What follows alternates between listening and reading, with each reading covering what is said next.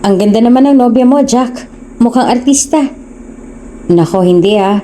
Mas maganda pa ka mo sa mga sikat na modelo sa TV. Oo, at napakaamo pa ng muka. Ano bang pangalan niya, Jack? Sabi-sabi ng mga amiga na naroon sa party ng pamilya ni na Jack habang manghang-mangha na nakatingin kay Dilag. Sa bilis ng pangyayari, hindi na nakaimik pa na Jack at Dilag bagkos nang makita sila ni Elodia. Ang tunay na nobya ni Jack ay bigla na lamang itong nag-iskandalo. Excuse me? She's just a maid. Ako si Elodia at ako ang nobya ni Jack. Bulalas ni Elodia sa mga babaeng yon kaya hindi naman sila makapaniwalang sumagot. Talaga? Sabay-sabay nilang sabi na parang hindi naman makapaniwala.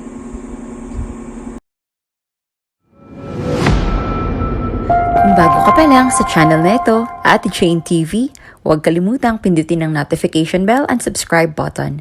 Sana po hindi naman malaking abala sa inyo ang pagpindot ng subscribe button dahil ang kapalit po nito ay ang pagsuporta para makapag-produce ng mga libreng stories sa mga channels ni Ate Jane. Maraming salamat!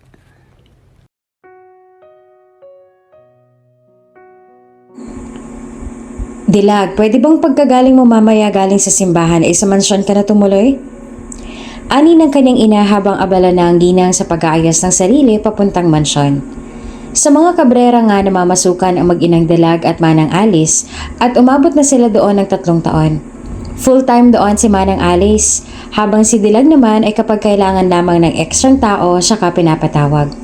Pagbibenta kasi ng mga tuyo at tinapa ang pinagkakaabalahan at ikinabubuhay ni naman ng Alice na siya namang itinitinda ni Dilag sa kanilang maliit na pwesto sa may palengke.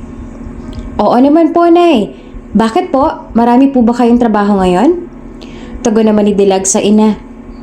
Oo anak eh. May paokasyon kasi si Madam Rosa at siguradong hating gabi na naman kami makakauwi. Alam mo naman na kulang kami sa tao. Pero huwag kang mag-alala at may sahod ka rin ngayon. Sayang din. Sabi naman ng kanyang ina sa kanya. Sa pagkasabing yun naman ng kanyang ina ay wala namang nakitang pagkontra pa si Dilag dahil ito rin naman ang gusto niya. Ang sala sa labat na sideline para sa pang-araw-araw na gastusin nilang mag-ina. Oo naman ay wala akong problema. Dapat nga ako pagkagaling ko doon ay didiretso sana ako ng pagtitinda ng mga tuyo at tinapa. Pero sige po, uunahin ko na lang po yan. Nakangiting sagot naman ni Dilag. Oo nga anak at sayang din ang kikitain. Sabi pa ng kanyang ina. Doon ay kinuha na rin ni Dilag ang kanyang tote bag at hinanda na ang sarili palabas ng bahay. Oo nga po, o siya Nay, ako na ay mauuna na at baka wala na namang maupuan sa kapilya. Diretso na lang po ako doon pagkatapos ng misa. Paalam pa ni Dilag. O sige anak, ingat ka ha. Paalis na rin ako maya-maya. Sagot naman ng kanyang ina. Okay, Nay. At tuluyan na rin umalis si Dilag patungong kapilya. Ilang oras lang matapos na ang misa ay nagmadaling umalis na rin si Dilag patungo na sa mansyon. Hindi na nga nag-atubili pang magpalit ng damit dahil ang isip niya ay baka marami namang ginagawa sa mansyon kaya ubos oras pa kung uuwi pa siya para magpalit ng uniforme. Sa kanyang paglalakad ay nakita naman siya ng kanyang matalik na kaibigan na si Dina. Dilag! Malakas na tawag ni Dina kay Dilag habang kumakaripas ng takbo papalapit sa kanya. Napalingon naman kaagad sa kanya si Dilag dahil sa lakas ng boses ni Dina ay imposibleng hindi nito maagaw ang atensyon niya. Oh, Dina! Sambit ni Dilag tsaka huminto. Hingal na hingal namang tumigil si Dina dahil malayo-layo na rin ang kanyang tinakbo. May pupuntahan ka pa ba? Tara, magperya. Habal hinginingan nitong sabi. Naku, wrong timing ka naman eh. Heto nga't dapat magtitinda pa ako ng tuyo at tinapa ngayon kaso may okasyon kasi sa mansyon at nangangailangan si nanay ng tulong kaya dun muna diretso ko ngayon. Paliwanag naman ni Dilag. Nadismaya naman ang mukha ni Dina. Ilang beses yan na kasi itong niyaya pero hindi pa rin siya nito napapaunlakan dahil sa nagkakataong bigla ang lakad ni Dilag. Ganun ba? Sayang naman. Sige, sinala Arnie na lang yayayain ko. Sa susunod, sumama ka na ha. Baka saka pa sasama kapag tapos ng fiesta. Sabi naman ni Dina, sabay tapik ng mahina sa balikit na Dilag. Itinaas naman ni Dilag ang kanyang kanang kamay. Oo, promise ba? Basta matapos na tong trabaho sa mansyon ko. Go na tayo. Sabi niya na ikinatuwa naman ang kanyang kaibigan. Okay Dilag, sabi mo yan ha. Sige, mauna na ako, ingat ka. Paalam ni Dina at tuluyan na rin nagpaalam si Dilag. Okay, ingat ka din Dina, sabi niya. Sumakay lang ng tricycle si Dilag dahil malapit lang naman yung subdivision na tinitirhan ng kanilang amo sa kanilang kapilya. Wala pang ilang minuto ay nakarating na si Dilag sa mansyon ng mga Cabrera. Sa labas pa lang ay matatanaw na ni Dilag ang mga magagarang sasakyan na nag-aalabas-masok sa mansyon. Sa pakiwari niya ay marami na sigurong bisita sa loob at sakto lang siguro ang dating niya para makatulong. Manong, dito na po ako. Ito pong bayad. Salamat po. Salamat din. Nakangiti na siyang nagtungo sa may guardhouse. Palibhas ay madalas jumuti dito si Dilag ay walang duda na kilala na siya ng mga tauhan doon, pati ng mga security guards. Magandang hapon po. Nakangiting bungad sa kanya ng gwardya. Napatulala pa nga ito ng ilang segundo kay Dilag. Napakunot pa ang noon na pilit itong minumukaan. Uy, ikaw pala yan Dilag, hindi kita nakilala. Hindi naman makapaniwalang sabi ng gwardya kaya naman napatawa si Dilag. Asus, Kuya Randy, mambobola ka na naman. Banat pa ni Dilag kay Kuya Randy. Tunay naman yun Dilag. Sa lahat ng mga pumasok dito na bisita na mayayaman ay wala pa akong nahahangaang magandang dilag na katulad mo. Pambobola pa ng gwardya. Sanay na nga rito si Dilag dahil talagang likas na joker at palabiro itong si Kuya Randy. Sa lahat nga ng mga gwardya doon ay siyang pinakakwela at hindi lang siyang binubola ng ganito ng lalaki kaya naman napapailing at napapatawa na lang si Dilag. Ay nako Kuya Randy, gutom lang yan. O baka naman nasobrahan ka na sa kape. O siya, sige na kuya. At papasukin mo na ako at baka hinihintay na ako ni nanay. Hirit naman ni Dilag. Okay Dilag, alam mo naman siguro kung saan siya pupuntahan ano? Hindi na kita kailangang samahan? Tanong pa ni Kuya Randy. Oo kuya, hindi na. Sige, pasok na ako. Sagot ni Dilag tsaka tuluyan ang pumasok sa loob ng mansyon. Gamay na rin niya ang buong lugar at kung saan siya dapat pumunta. Sa hindi namang kalayuan sa may bahagi ng garden ng mansyon ay natanaw niya si Ate Eva. Kasama din nila katulong doon at mas matanda sa kanyang ina. Ate Eva! Tawag ni Dilag. Napatingin naman kaagad sa kanyang matanda dahil wala din naman ibang tao doon kundi siya lang dahil nasa loob na lahat ng mga bisita. Ilang segundo ring minukaan muna ni Ate Eva si Dilag na naniliit pa ang mga mata. Nang mapagtanto niyang si Dilag iyon ay kaagad na siyang lumapit sa dalaga. Hindi kasi maipagkakaila na ibang-iba talaga ang ganda nitong si Dilag, lalo na kapag hindi nakabihis ang pangkatulong. Lutang na lutang din kasi ang taglay niyang ganda sa bulaklake niyang sleeveless na bestida na pinaghalong kulay ng kahel at itim. Lalo pat nakalugay din ang buhok nito na umaalon-alon sa haba at natural na pagkaitim na kulay nito. Palibhas ay, kapag naka-uniforme siya na pangkatulong ay laging naka-ponytail ang buhok niya at simpleng-simple lamang ang suot. Kaya naman kung sino man na makakakita ngayon sa postura ni Dilag na mga kakilala niya ay talaga namang mamamangha sa itinatago nitong ganda na mapagkakamalang doon siya nakatira sa mansyon na yon. Oy Dilag, sus ko Mariosep, hindi na kita nakilala. Ang ganda mo lalo sa bestida mo. Papuri sa kanya ni Ate Eva. At talagang hindi pa rin naalis ang paningin sa buong kabuuan ni Dilag. Bumuntong hininga naman si Dilag at saka sumagot. Ano kaya mayroon sa bestida na to at iisang kayo ng reaksyon ni Kuya Randy? Siya nga po pala, nasan po si nanay? Pinapunta niyo po ako dito para raw makatulong ninyo. Sambit niya. Ay oo, talagang kailangan ka namin ngayon. Kulang kasi na kulang sa taga-serve ng pagkain. Malay ko ba rito ka na madam, yaman ang yaman pero hindi makapag-hire ng mismo magsiserve sa kanila ngayon. Mahinang sagot naman ni Eva. Pabiro namang sumagot si Dilag tsaka nilapit ang bibig sa tenga ni Ate Eva. Baka natitipid Ate Eva. Pabiro niyang sabi. Ang sabihin mo, ubod ng kuripot. Tatawa namang sagot ni Ate Eva kaya lalo pa silang nagtawanan. Kayo talaga, baka may makarinig sa atin. Sabi pa ni Dilag. Nako, oo nga. Tara na nga doon at kanina pa rin aligaga ang nanay mo doon. Sige po. At doon ay sabay na rin silang pumasok sa loob ng mansyon. Doon na sila sa may malawak na kusina nagtungo at sa likod na dumaan.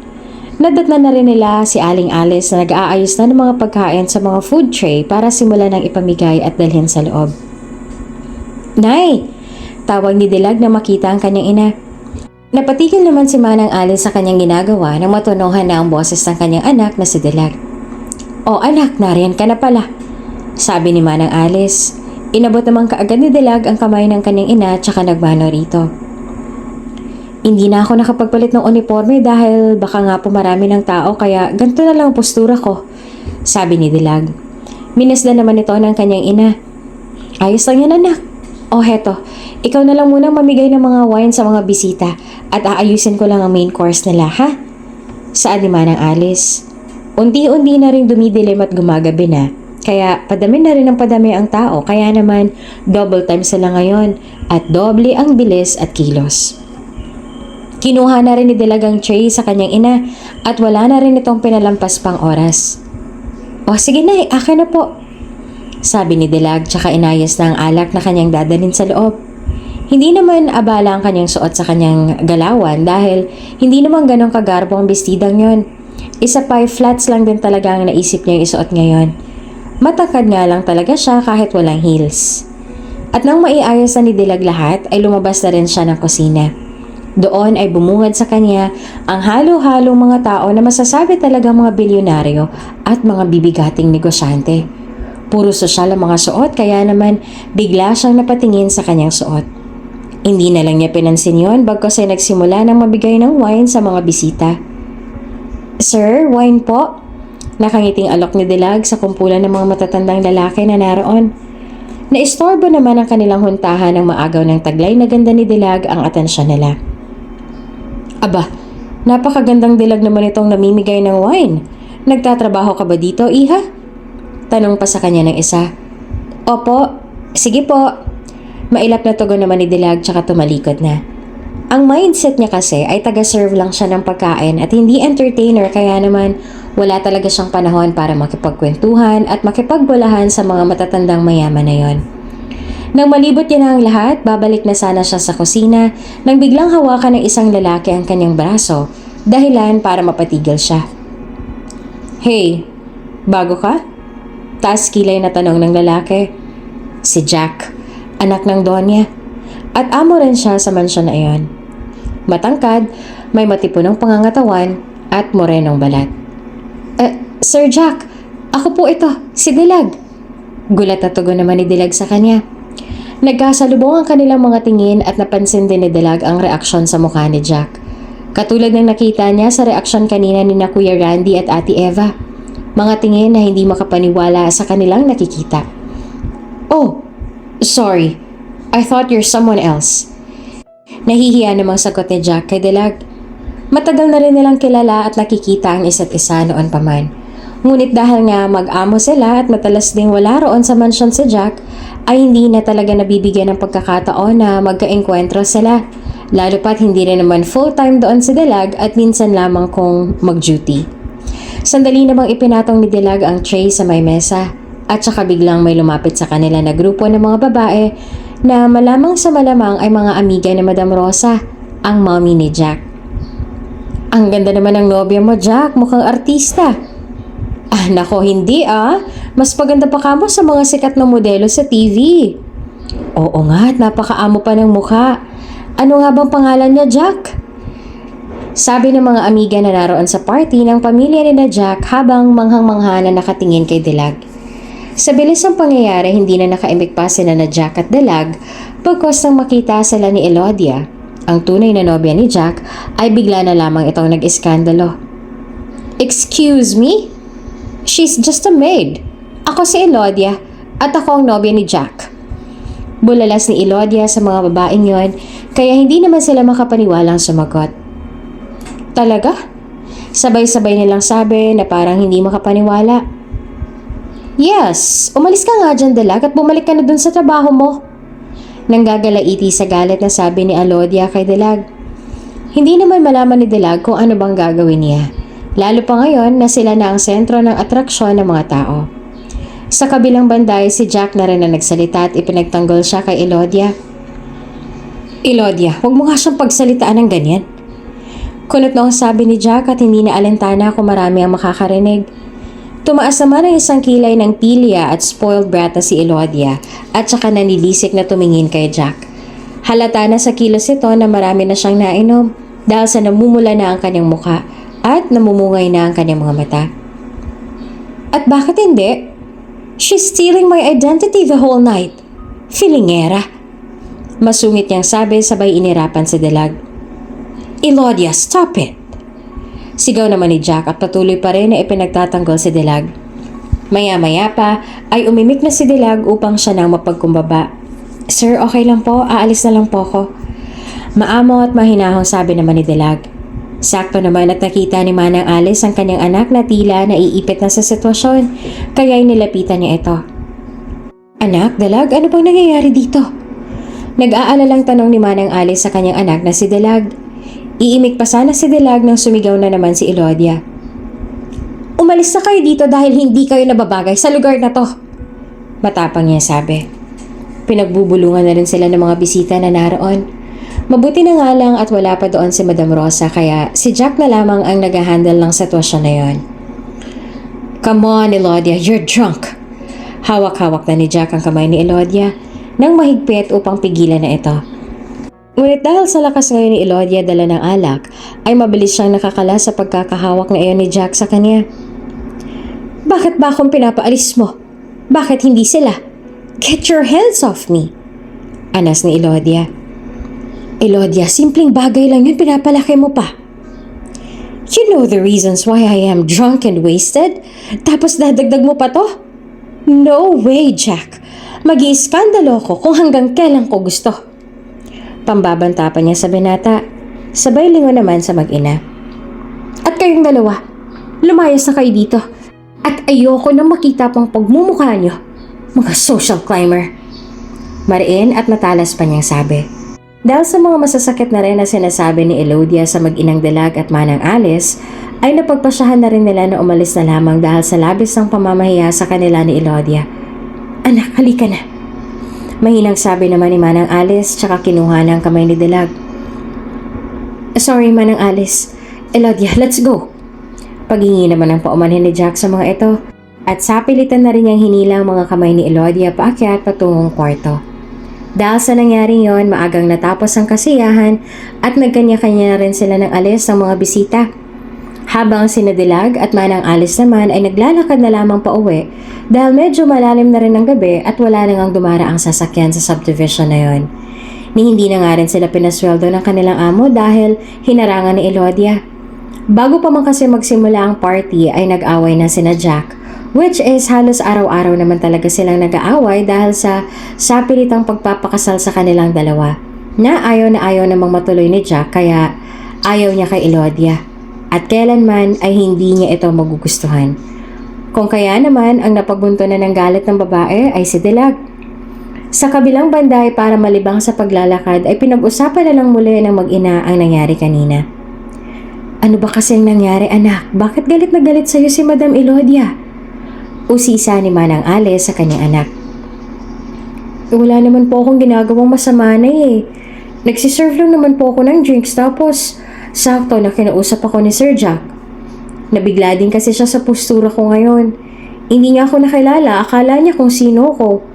Tapos bigla na lang may lumapit ng mga bisita at inakalang ako daw ang girlfriend ni Sir Jack. Tapos narinig yata yun ni Ma'am Elodia. Bigla na lang siyang nagalit. Amoy alak na rin, parang maaga pa nga siya nakainom eh. Sinserong paliwanag naman ni Dilag sa kanyang ina. Hindi naman makikitaan ng pag-aalala sa reaksyon ng mukha ni Dilag tungkol sa nangyari dahil wala naman yun sa kanya. Ayaw niyang ibaba ang kanyang level sa level ng inaasta kanina ni Elodia. Ganun ba? Kung yan ang dahilan, abay napakababaw nga. Maaaring may pinagdadaanan sila ni Sir Jack tapos ikaw lang na pagbuntunan. Hayaan mo na siya, anak. Kahit yung iba naman nating mga kasamahan ay talagang ilag sa kanya dahil nga ubod ng sama ng ugali. Sabi pa ng kanyang ina at pilit na pinapagaan pa ang loob ng kanyang anak. Kaya nga na eh. Nakakahiya tuloy kay Sir Jack. Nasira pang party nang dahil sa akin. Malungkot na sabi naman ni Dilag. Hindi yung galit, sa akin ka maniwala. At kung galit man siya, sigurado akong kay Ma'am Elodia yun at hindi sa'yo. Sayang lang yung extra kita natin sana ngayon pero okay lang. Nabawi na lang tayo sa ibang araw. Sandali namang natahimik si Dilag at biglang nakonsensya. Tama nga naman kasi ang nanay niya na sayang talaga ang kita sana ngayon. Yung pa naman sanang inaasahan nila na pambayad ng kuryente, na pornada pa. Sa isip niya, sana pala hindi na lang siya umimik kanina at manatili na lamang natahimik para hindi na na-trigger si Elodia. Pasensya na Nay, pati tuloy sweldo mo nadamay pa. Paghingi naman ang paumanhin ng dilag sa kanyang ina. Asusayaan mo na anak. Kung sakali mang sinaktan ka niya kanina, nako, sinasabi ko sa'yo, dilag, makakakita talaga sila ng dagun doon. Sabi pa ng kanyang ina. Kilala niya ang kanyang ina na gagawin ng lahat para sa kanya, kaya naman hindi talaga yon imposibleng mangyari. Nakakatakot naman yan, Nay. Tatawa-tawa namang sabi ni dilag sa kanyang ina. Aba, seryoso ako anak. Kahit mahirap lang tayo, kahit ganito lang ang buhay natin at kahit nagkakatulong lang tayo, wala pa rin silang karapatan na saktan at maliitin tayo. Maghahalo talagang balat sa tinalupan. Matapang panadagdag ng kanyang ina. O Nay, kalma lang ang puso niyo. Hayaan niyo na tapos na naman na. At baka ma-high blood pa kayo. Pabiro namang sabi ni Dalag tsaka niyakap na lamang ito sa balikat. Sa kanila namang paglalakad ay isang nakakasilaw na ilaw ng sasakyan ang tumambad sa kanila mula sa kanilang likuran. Dalag, manang alis! Malakas na tawag ng isang pamilyar na boses kasabay ng paghinto ng sasakyan na yun. Paglingon na mag-ina sa kinaroroonan ng sasakyan, hindi pa man nakakababa ang lalaki doon ay alam na ni na Maling Alice at Dilag kung sino ang tumawag sa kanila doon. Si Sir Jack. Nang mapatunayan nga nila na si Sir Jack iyon ay kaagad na nag-usisa si Manang Alice. Sir Jack, anong ginagawa niyo rito? Gulat niyang tanong. Maging si Dilag ay hindi rin makapaniwala na sinundan pa talaga sila doon ng lalaki. Manang Alice, Dilag, sorry talaga sa nangyari kanina. Sorry sa mga nasabi ni Elodia. She's just wasted and drunk. Paghingi naman ang paumanhin ni Jack. Kita naman nila ang pagiging sincere ni Jack sa kanyang mga mata. Ayos lang po yun, Sir Jack. Pinalampas ko na po yun. Nauutal naman ang sagot ni Dilag. Siya nga pala. Sabi ni na Ate Eva ay hindi raw kayo pinabayaran ni Elodia. Here, tanggapin niyo po. Bumunot ng papel na pera si Jack mula sa bulsa ng kanyang pantalon at saka iniabot ito sa mag-ina. Nagkatinginan pa munang mag-ina bago tuluyang tanggapin na ni Manang Alice ang perang yon. Pagkabilang niya sa pera ay napalaki pa ang kanyang mga mata dahil sa labis ang perang yon. Labis sa normal na lang sweldo. Naku Sir Jack, parang napakalaki naman nata nito. Okay na ho sa amin ito. Bumawas ng si Manang Alice ng saktong bayad tsaka muling inaabot ng ginang at binalik kay Jack ang labis. Hindi naman ito tinanggap ng binata. Hindi na ho, para ho talaga sa inyo yan. Wika naman niya. Ay, siya. Kung ganun ho ay sige po. Hindi na ho kami mahihiya na tanggapin to. Kailangan din ho sana namin ng pambayad ng kuryente. Maraming salamat ho talaga sir. Nahihiyang sagot naman ni Manang Alice. Kinapala na nga niya ang kanyang mukha dahil kundi lang talaga nila kailangan ito ngayon ay hindi na nila talaga ito tatanggapin maging yung mismong sahod. Ngunit dahil nga sa mapuputulan na sila ng kuryente ay napilitan na rin si Manang Alice at kinuha na rin ang para sa kanila. Wala akong anuman, Manang Alice. Magalang na tugon naman ni Jack. Ilang sandali pa'y nakatayo na rin doon si Jack na tila ba may gusto pang sabihin. Mukhang malayo pa po ang inyo mag-aalas 10 na rin ng gabi. Ihahatid ko na ho kayo. Lakas loob na alok ni Jack sa mag-ina. Mabilis namang tumanggi si Manang Alice. Naku Sir Jack, wag na ho. Kalabisan na ho yun. Wag na ho. Maglalakad na lang ho kami nitong anak kong si Dilag. Sabi ni Manang Alice at sinang-ayuna namang kaagad iyon ni Dilag. Oo nga ho Sir Jack, baka makarating pa kay Ma'am Elodia, baka magalit na naman. Sabi naman ni Dilag. Hindi yan, akong bahala. At saka desisyon ko to. At labas na siya sa mga desisyon ko kaya tara na po. Paninindigan naman ni Jack. At dahil medyo malalim na rin ang gabi at hirap na talagang makasakay sa oras na yon. At dahil alam naman nilang hindi sila titigilan ni Jack ay pumayag na rin sila. Sige po, tara anak. Sabi naman ni Manang Alice tsaka niyaya niya na si Dilag patungo sa sasakyan ng binata. Ilang minuto pa matapos ang biyahe ay nakarating na rin sila sa bahay ni Dilag. Maraming salamat ho, Sir Jack. pasasalamat ng dalawa sa kanilang amo. Wala hong anuman. Magalang na sagot naman ni Jack. Naisip naman ni Manang Alice na alokin muna ito ng kape sa kanilang bahay. Baka gusto niyo munang magkape? Masarap po ang hangin dito sa amin, lalo na kapag ganitong gabi. Masarap pag muni-muni. Nakangiting alok naman ni Manang Alice. Sa katunayan, ito naman talagang hinihintay ni Jack. Angyayain siya ng dalawa dahil wala pa rin naman siyang balak pang umuwi, lalo pat naroon pa rin sa mansyon si Elodia. Ngunit si Dilag naman ay tila nahihiya pang imbitahan ng amo sa kanilang bahay dahil baka kung ano pang isipin ng mga kapitbahay. Nay! Kunot noong sampit naman ni Dilag sa mababang tono. Bakit? Baka lang naman gusto ni Sir. Hindi lang naman mayayaman ang may karapatang mag-imbita sa kanilang bahay. Tayo rin. Wala man tayong mansyon, ay open na open naman ang ating bahay sa mga bisita. Katwiran pa ni Manang Alice kaya napailing na lang ang kanyang anak. Sa kabilang banda ay sumagot na rin si Jack. Siya nga naman. Sige po, maaari po bang magstay muna ako kahit ilang minuto? Paghingi niya naman ang pahintulot. Kaagad namang pumayag ang ginang. Abay, oo naman. Sige na, tara na dito. Dilag, paupuin mo muna dyan sa may balkonahe si Sir Jack at magtitimpla lamang ako ng kape, ha? Sabi pa ng ginang sa kanyang anak na si Dilag bago pa ito tuluyang pumasok sa loob ng bahay. Oh, sige po, Nay. Sir Jack, tuloy po kayo. Wika naman ni Dilag at saka isinama na ang kanyang amo sa may balkonahe. Salamat, tugon naman ni Jack. Maya-maya pa ay muli nang bumalik doon ang ginang, dala-dala na ang kanyang tinimplang kape para sa dalawa. Sir, ito na pong kape ninyo. Oh anak, ito ang sayo. Dahil mainit pa ay pinatong muna sandali ni Manang Alice ang kape sa may kahoy na mesa na nasa harapan ng dalawa. Salamat po, sabi naman ni Jack. At para nga makapagkwentuhan muna ang dalawa, ay sandali munang nagpaalam si Manang Alice at nagtungo na sa loob. O siya, ako'y papasok na muna at magliligpit pa ako ng mga kalat. Anak, Dilag, ikaw na munang bahala dito kay Sir Jack, ha? Magkwentuhan lang kayo dyan para makabawas sa stress. Sabi pa ng kanyang ina na nakangiti. Nay, kayo talaga? Iiling-iling namang sagot ni Dilag sa kanyang ina. Tinabihan naman siya ng ina at saka inakbayan. Joke lang yun, anak. Joke lang yun, sir, ha? Sige ho at papasok na ako. Sabi niya. Sige ho. At tuluyang nang pumasok ang ginang sa loob. Naiwan nga lang doon sa labas si Dilag at Sir Jack. Tahimik lang sila at tanging ingay lamang ng mga kuliglig ang namumutawi. Nahihiya rin kasi si Dilag na manguna sa pagsasalita dahil hanggang ngayon ay hindi pa rin siya makapaniwala na pumayag na tumambay si Sir Jack dito sa kanila sa kabila ng mga nangyari kanina.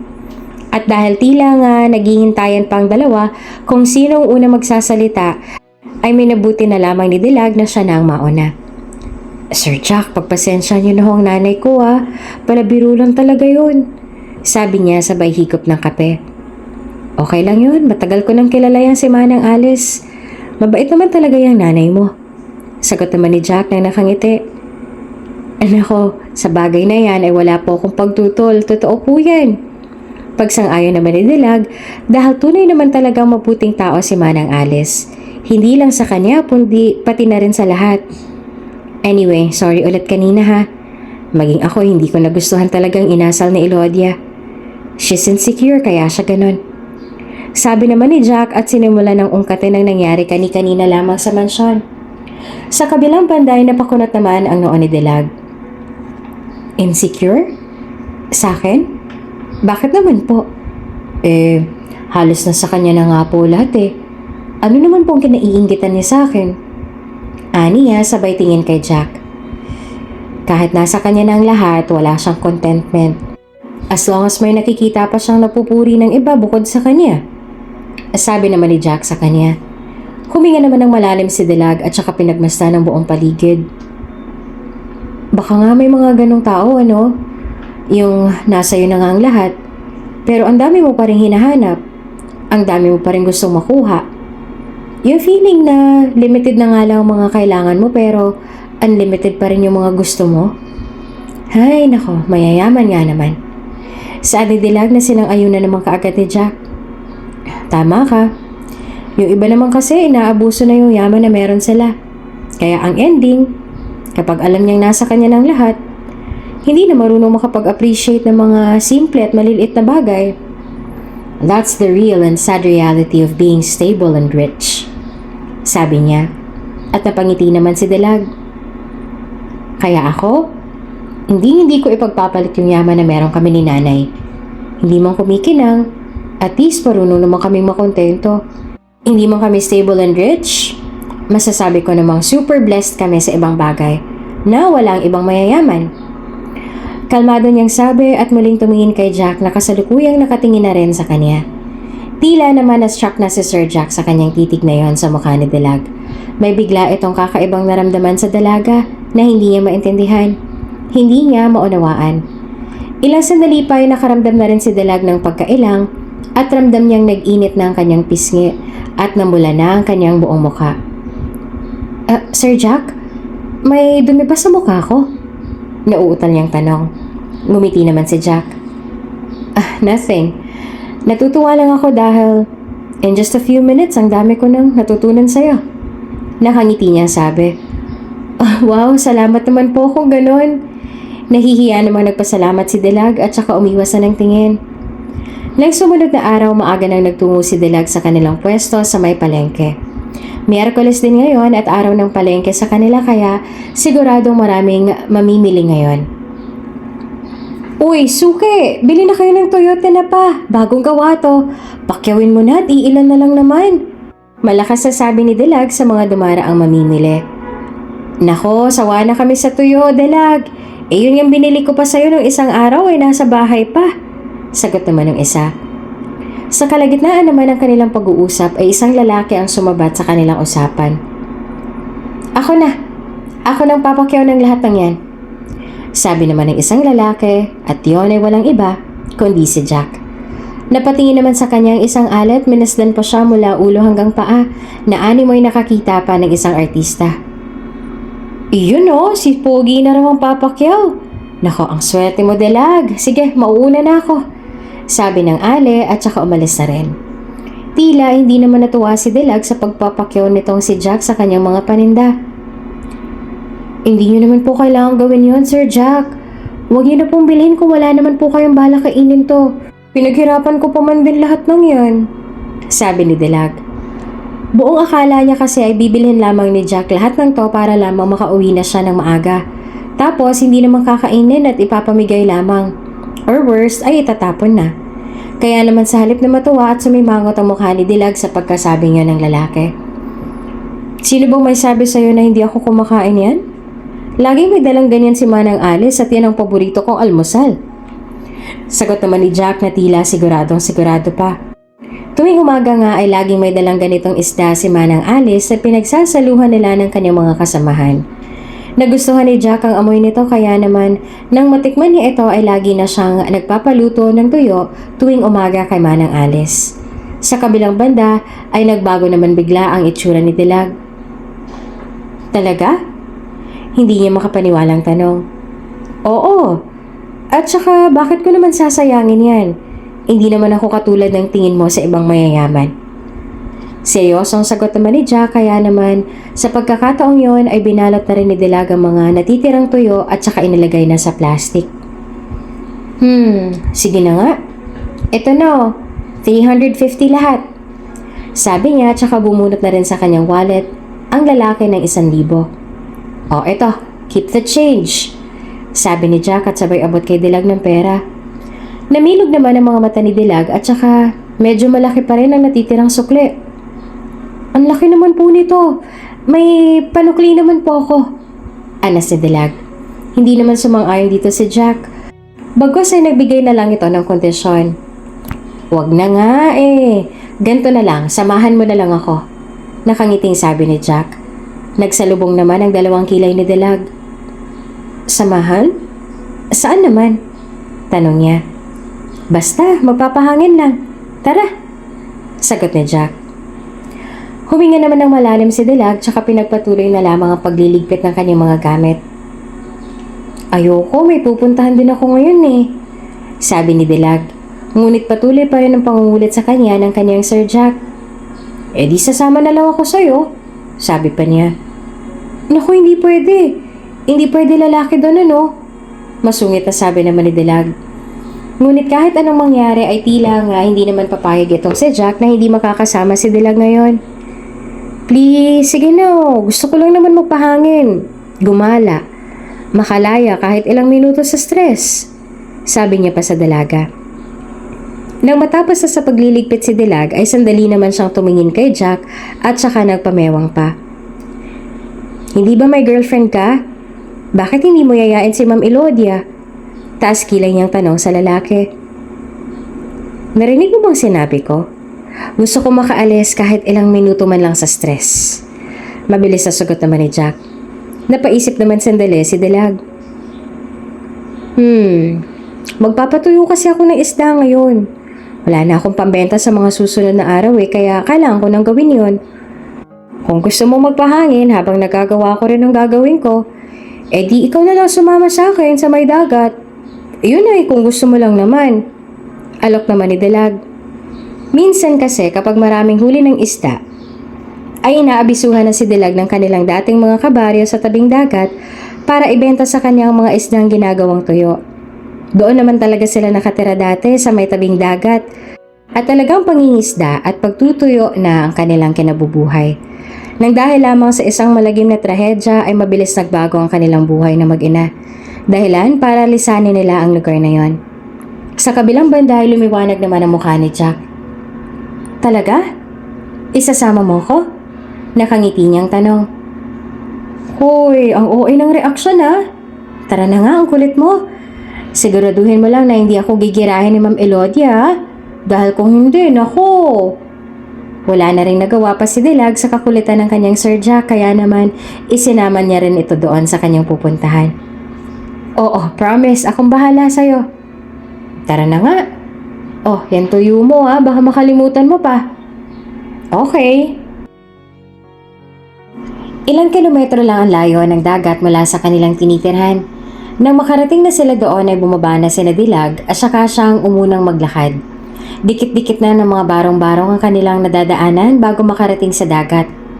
Ilang pulgada pa nga lamang ang kanilang layo ay naririnig na nila ang ingay ng malakas na hampas ng alon sa may dalampasigan at naaamoy na ang tubig alat. Dito ka ba nagbibilad ng mga tuyo? Bungad na tanong ni Jack nang makarating na sila sa may dalampasigan. May ilang mga batang naliligo doon at mga bangkang nasa laot na marahil ay nanguhuli ng isda. Hindi ito gasinong dinadayo ng mga tao kaya naman talagang napakalinis pa ng buong lugar. Oo, ng isda para matuyo. Sagot naman ni Dilag. Huminto na rin sila sa paglalakad nang makarating na sila sa isang kubo sa may bandang dulo ng dalampasigan. Ito nga ang dating tirahan ni Dilag at Manang Alice. Oo nga pala. Kaninong kubo yan? Usisa ni Jack habang minamasdan ng buong bahay. Naluma na nga ito ng panahon pero mukha pa rin namang matibay. Konting ayos lang ay pwede na ulit matirhan. Sa amin din to, dito kami nakatira dati. Pero simula nung mamatay sina tatay at lolo dyan sa karagatan, nagpagpasyahan na lang ni nanay na lumipat kami ng tirahan. Masakit pa rin kasi sa kanya kapag pumupunta siya dito Kaya ako na lang muna sa ngayon ang gumagawa nito, lalo na kapag maraming huling isda. Paliwanag naman ni Dilag. May mga napatuyo na rin si Dilag ng mga isda kaya inihiwalay niya na ang mga pwede ng pambenta. Ang lungkot naman pala ng alaala ng bahay na yan. Pero sabi nga nila, lahat naman ng bagay ay may magandang dahilan kung bakit nangyayari ang bagay na yon. At saka malakas at matapang si Manang Alice. At alam kong sa kanya ka nakamana ng tatag ng loob. Nako, nambola ka pa. O sige na, magpahangin ka na dyan kesa naman panoorin ako dito.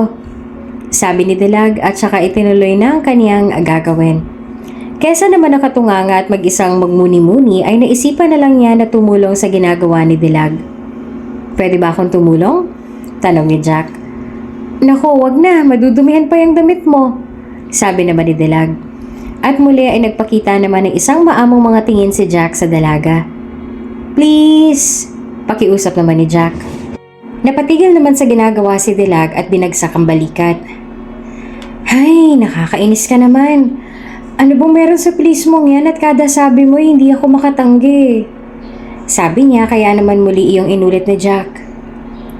Please? Muli niyang tanong. At wala na nga rin nagawa pa si Dilag kundi ang pagbigyan ng lalaki. Ang kulit, sige na nga, parang bata. Wika pa ni Dilag kaya naman napayas na lamang si Jack. Yes! Masaya niyang sabi na animoy isang bata. Oh, ganito ang gagawin mo. Inabutan na rin ni Dilag ng bilao si Jack at tinuruan na ito sa kanyang gagawin. Simula ng araw na yon ay lagi na silang nagkikita ang dalawa. Pero ang madalas ay si Jack ang pumupunta kay Dilag para tumambay.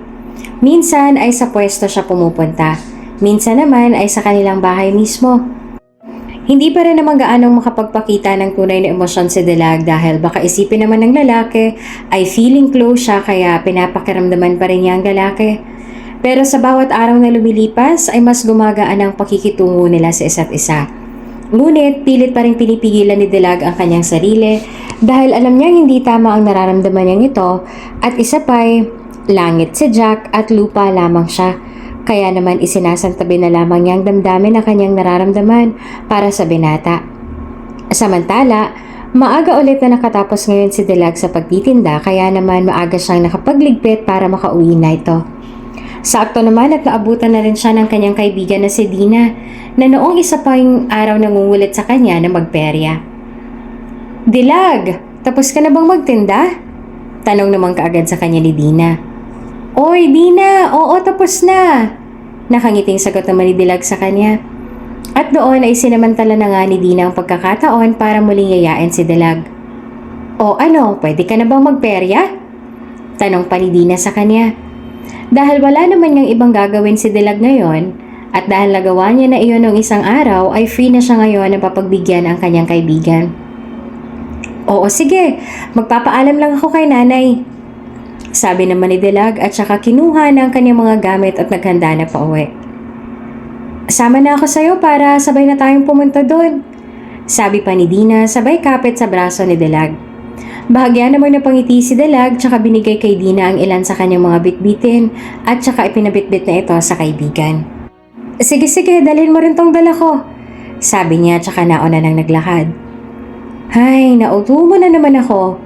Iiling-iling naman na sagot ni Dina. Thank you, Dina. Tatawa-tawa namang sagot nito kay Dina. Sa malayo pa nga lang ay tanaw na ni Dilag si Jack na naroon at nakaabang sa kanilang may balkonahe na tila kanina pa siyang hinihintay. Maya-maya pa ay natanaw na rin niya na tumayo ang kanyang ina. Oh, yan na pala si Dilag. Dilag, anak, kanina ka pa hinihintay nito si Sir Jack. Malakas na sigaw naman ni Manang Alice. Nang makalapit sila ay biglang lagpak naman ang panga ni Dina at napaawang pa ang mga labi nang makita si Jack. Maging siya ay pasimpleng napahanga sa taglay nitong kagupuhan kaya naman napatulala na siya sa binata. Sir Jack, bakit po? Tanong naman ni Dilag nang matuntunan nila ang harap ng kanilang bahay kung saan nakaabang na sa kanila sina Manang Alice at Jack. Uy Dilag, sino yan? Jowa mo? Ang gwapo ah! Hindi na nga nakapagpigil pa si Dina kaya naman napatanong na rin siya. Baliw, amo namin yan ni nanay no, doon sa mansyon. Teka nga, maiba nga tayo. Bakit po kayo nandito, Sir Jack? Tanong naman ni Dilag sa binata. Wala naman. Tatambay lang sana. Nakangiting sagot naman ni Jack kaya naman lalong kinilig ito si Dina. Grabe, amo. Gusto tumambay sa bahay ng kasambahay nila? Nako, iba na yan, friend ah. Mahinang sabi naman ni Dina sa kaibigang si Dilag ngunit hindi rin naman yun nakalampas sa pandinig ng binata. Kaya naman pasimple itong napangisi. Nako, umiiral na naman yung pagkamarites mo, Dina. Huwag nyo na nga po siyang pansinin. Marites lang po talaga yan. Este pala, biro po pala. Pabirong sabi naman ni Dilag sabay sika sa kanyang kaibigan. That's fine. I like her jokes. Sabi naman ni Jack. Lalo namang napakapit si Dina sa braso ng kanyang kaibigan. Gusto niya raw ako, friend. Kinilig pa niyang sabi. Tinapik naman siya ng mahina ni Dilag. Yung jokes mo daw, asyamera ka talaga. Sabi niya kaya naman sabay-sabay na silang nagtawanan doon. Yung jokes ba? Sorry naman. Maya-maya pa ay nagsalita na rin si Jack. Balak niya sanang gayain ngayon si Dilag na mamasyal at ulit ay kumain sa labas ngunit sa nakikita niya sa dalawa ay mukhang may pupuntahan ng mga ito. Anyway, mukhang may pupuntahan kayong dalawa or gagawin na. Baka nakaka-istorbo ako. Sa ibang araw na lang ulit ako babalik. Sabi ni Jack. Hahakbang na sana siya paalis nang umimik naman si Dilag. Ang totoo niya na may pupuntahan talaga kami. Pero kung gusto niyo po, pwede naman kayong sumama. Sabi niya. Sa isip ni Dilag ay nakakahiya rin naman kung hindi niya yayayain si Jack. Total, naroon na rin naman din siya. Isa pa ay gusto rin niyang kasama ang lalaki sa pamamasyal doon sa peryahan para naman maranasan din iyon ni Jack. Sa kabilang banda ay nagtanong na rin naman si Manang Alice. Anak, saan kayo pupunta? Tanong ng ginang. At nagpaalam na rin sila Dilag dahil yun naman talaga ang pakay nila kung bakit sila nandoon. Siya nga pala, Nay, magpapaalam nga pala ako kaya kami nandito ni Dina. Ay, nung isang araw pa po na rin niyayaya sa San Gabriel para dumayo ng peri eh. Dadayo lang ho kami, Nay, pwede po ba? Tanong naman ni Dilag. Wala namang problema yon kay Manang Alice dahil sa lahat ng mga kaibigan ng kanyang anak ay si Dina ang pinaka-pinagkakatiwalaan niya kaya naman okay na okay lang sa kanya. Mas makakampante nga rin siya kung makakasama pa si Sir Jack para naman may lalaki rin silang kasama. Oo naman, pwedeng pwede. Ang alam ko ay may mga palabas doon ngayon ng mga parada ng mga specialty nila tapos may procession pa. Maaabutan niyo pa yon. Nang marinig yun ni Jack ay nagboluntaryo na rin siyang sumama. I wanna join. Sigurado niyang sabi. Napatingin naman sa kanya si Dilag. Sure ka? Baka naman hanapin ka ni Ma'am Elodia. Tanong niya. Napahinga naman ng malalim si Jack dahil sa naiinis at rinding-rindi na rin siya kapag lagi nang ikinakabit ng ibang tao ang pangalan ni Elodia sa pangalan niya. Hindi pa kasi alam ng mga ito ang tunay nilang estado kaya naman gano'n na lamang lagi ang unang impresyon nila. Ay, bakit ba takot na takot kayo kay Elodia? Kada lakad ko si Elodia ang inaalala niyo. I want freedom. At isa pa, hindi ko naman siya nobya para katakutan ko no?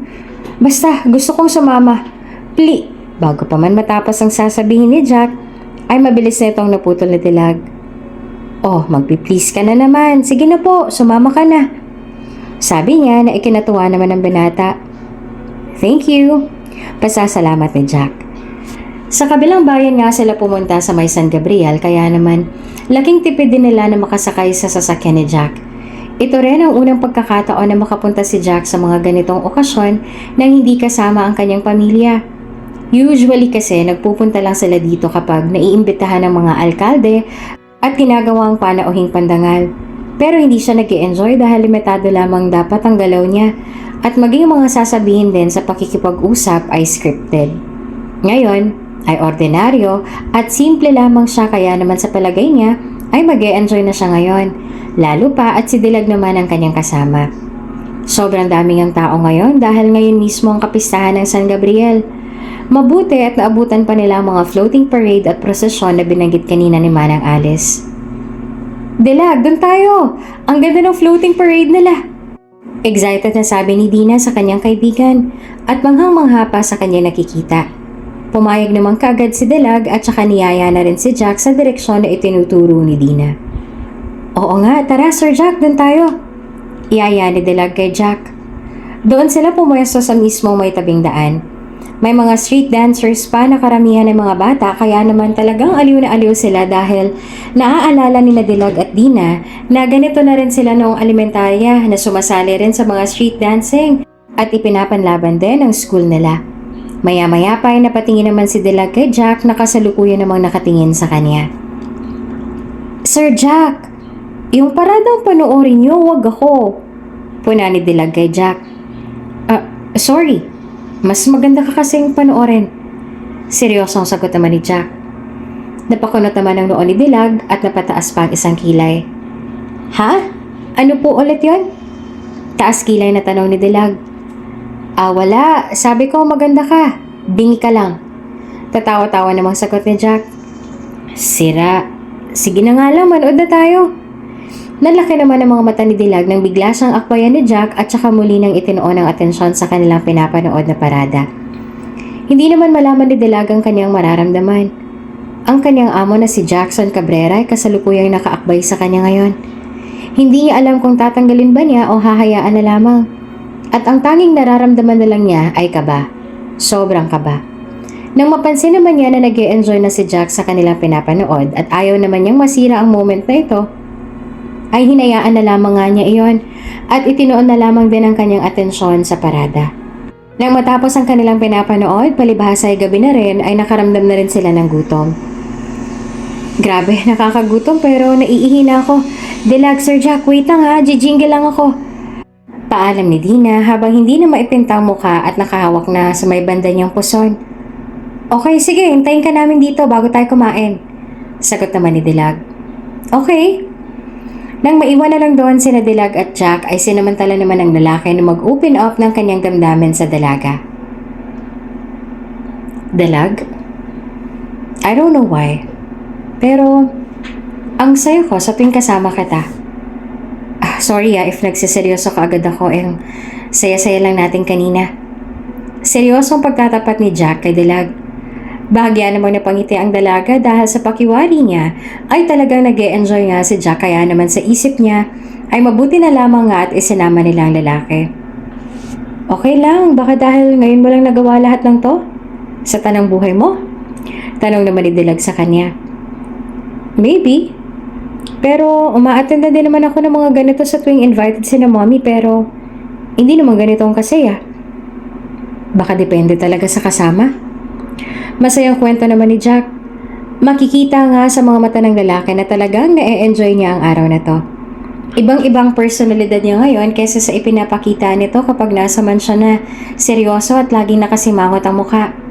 Ngayon ay isang masayahin at simpleng Jack lamang ang kanyang nakikita. Samantala, sandali naman silang natahimik. Pinapanood lang nila ang mga tao roon na may mga bata pa na naglalaro sa perya. May mga nagsisigawan na rin dahil sa mga taong nakasakay sa mga rides katulad ng Chubibo at Caterpillar. Tuwang-tuwa pa nga ang lahat at para sa iba, isang magical na lugar ang ganitong lugar, lalong-lalo na sa mga bata. Dahil sa nagagandahang fireworks sa kalangitan at walang katapusang kasiyahan. Maya-maya ay naalala naman ni Dilag. Actually, hindi naman nawala sa isip niya ang sinabi kanina ni Jack tungkol sa estado nilang dalawa ni Elodia. Kaya naman naisip niya at lakas loob niya muli itong asisisa kay Jack. Yung kanina pala, yung sinabi mo, tunay ba yun? Nauutal na tanong ni Dilag. Hindi pa nga masabi nito ng diretsyo dahil syempre, nahihiya pa rin naman siya kahit napapaano dahil baka isipin nito na nanghihimasok si Dilag sa kanilang relasyon ni Elodia. Sa kabilang banda ay sumagot naman si Jack at tila alam na rin naman niya ang tinutukoy na iyon ni Dilag. Ang alin? Yung hindi ko nobya si Elodia? Tanong ni Jack sa kanya. Oo. Nauutal at nahihiya namang sagot ni Dilag. Yes, tunay yun. She's just acting like my girlfriend. Palibhasa, napagkasundo na kami ng aming mga parents isa't isa, kaya ganun siya kung umasta. Feeling niya pagmamay-ari niya na ako. Kaya lang naman kami pinagkasundo para sa yaman. Kaya walang love. Kaya I don't consider her as my girlfriend. Sinserong sagot naman ni Jack. Habang nakikinig si Dilag ay nai-imagine niya na kung ano nga bang klaseng nobyo si Jack. Alam niyang malayo sa topic pero hindi niya maintindihan ng sarili kung bakit niya pa kailangang isipin yon. Ngayon malinaw na sa akin ang lahat. Pero pag ganyan, wala ka na magagawa kapag nakapag-desisyon na sila, diba?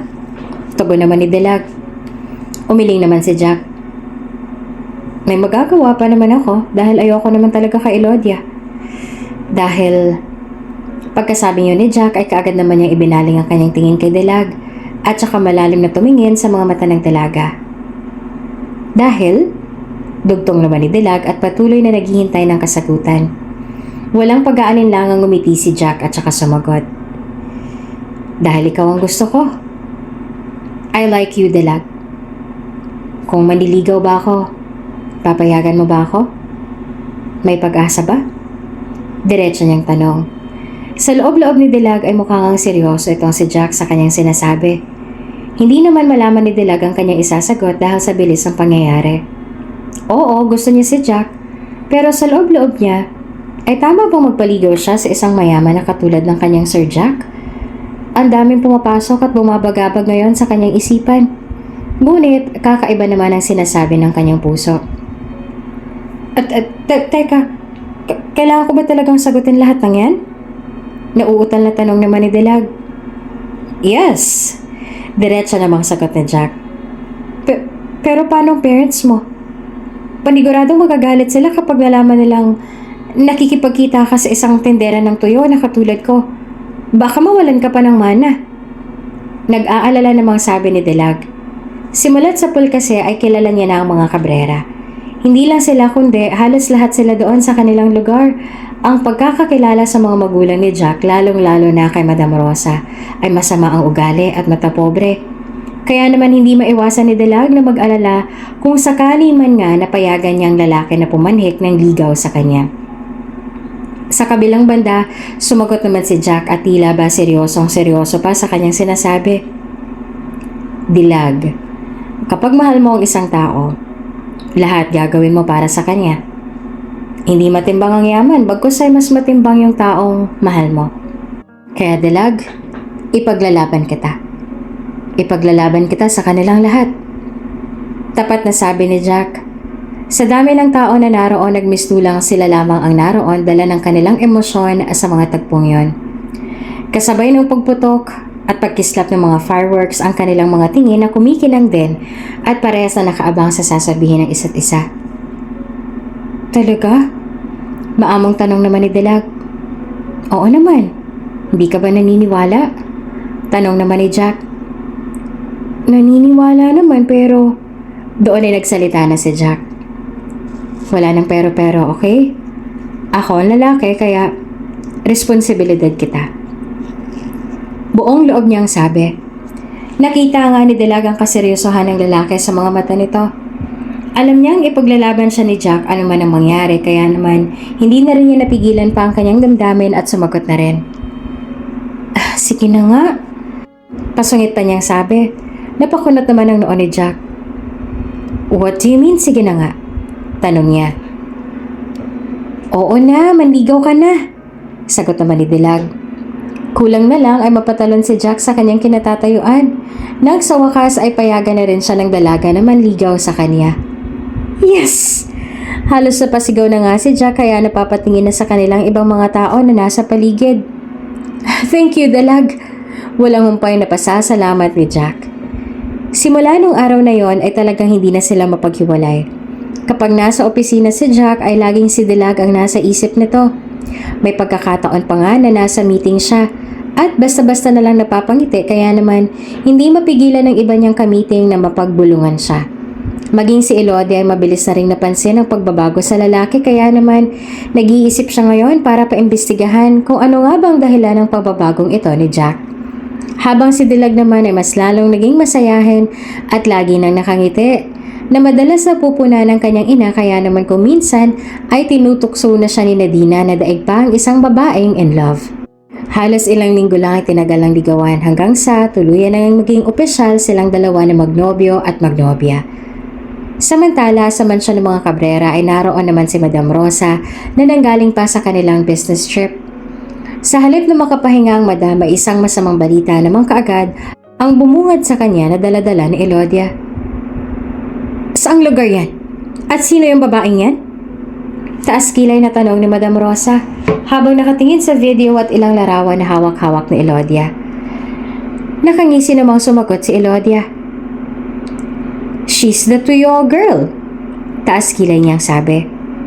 Nagsalubong naman ang mga kilay ng madam sa pagtataka kung sino ba ang tinutukoy nitong Tuyo girl. Tuyo girl? What do you mean, Elodia? Takang tanong naman ng madam. Bago sumagot si Elodia ay kumuha muna ito ng isang baso ng wine tsaka sinimula ng magpalakad-lakad sa paligid ng kinauupuan ng madam. Ito naman talaga ang pakay niya. Ang magsumbong at maghanap ng karamay at sisimpatya sa kanya dahil sa ginawa sa kanya ni Jack.